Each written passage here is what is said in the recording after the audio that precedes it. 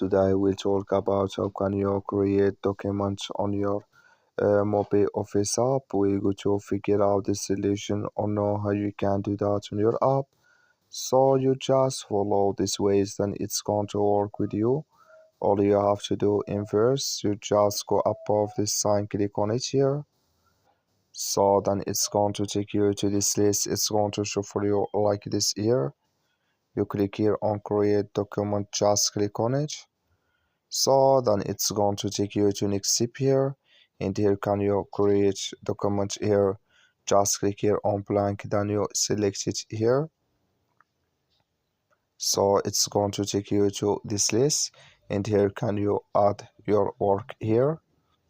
So then here automatically when you add it here, it's going to add with you on your uh, app. So that's all you have to do to create a document on your app. Thank you for watching. Don't forget to support us by liking, subscribe.